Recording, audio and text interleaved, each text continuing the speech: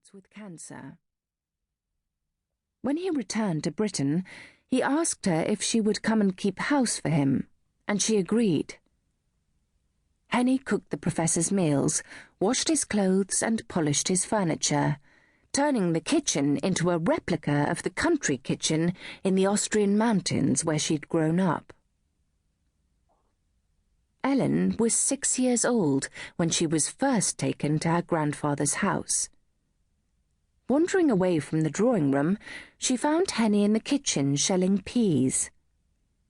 "Can I help?" she said. So it began.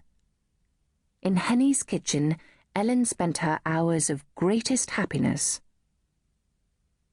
Even so, when the time came to choose her career, Ellen didn't have the heart to rebel. She took her higher certificate and went to Cambridge to read modern languages.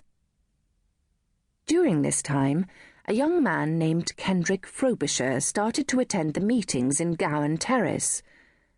Kendrick's home was in the Lake District, and he was the youngest son of a domineering mother, who, when she was a young woman, had personally delivered a camel on the way to church. This had happened in India, where she grew up.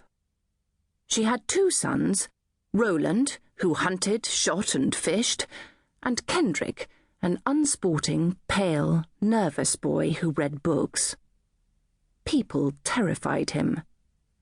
It was causes that he espoused, and what more worthy cause than the emancipation of the female sex? So he started to attend the meetings in Gowan Terrace, and there found Ellen handing round sandwiches. And that was that. Following her into the kitchen one day, Kendrick gushed, "Oh, Ellen, I love you so much. Won't you please marry me?" Ellen assured him that she didn't love him, couldn't marry him, and did not intend to marry anyone for a very long time. Kendrick would wait, he declared. He would not trouble her. All he asked was to attend the meetings and be allowed to glimpse her as she went about her work. Ellen could hardly forbid him her mother's house. There was nothing to do except hope that he would grow out of his one-sided passion. In her last year at university, Henny fell ill with terminal cancer. Ellen left college to nurse her. During this time, Henny reminisced about her childhood in the lovely Austrian countryside. She spoke of the wind in the pine trees, the cows with their great bells. Again and again she spoke about the flowers, the gentians and the edelweiss, and the tiny saxifrage clinging to the rocks. But there was one flower she spoke of in a special voice. Kohlrosal, a small black orchid with a tightly furled head. "It doesn't look much, but oh, Ellie, the scent! You must go, Liebling, and put your face to them." "I will, Henny." Henny patted her hand and smiled. A few days later, she died.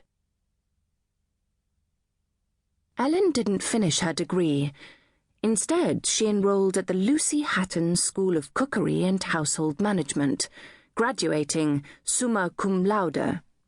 Her mother, her aunts, and Kendrick Frobisher watched her receive her diploma.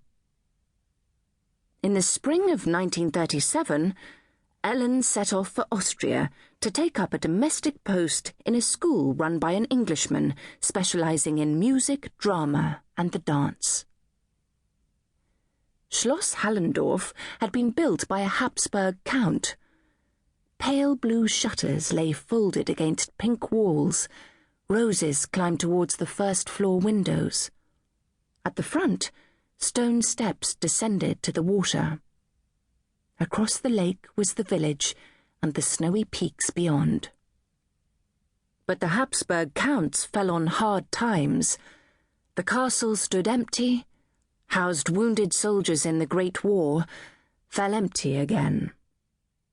Then in 1928, an Englishman named Lucas Bennett took over the lease.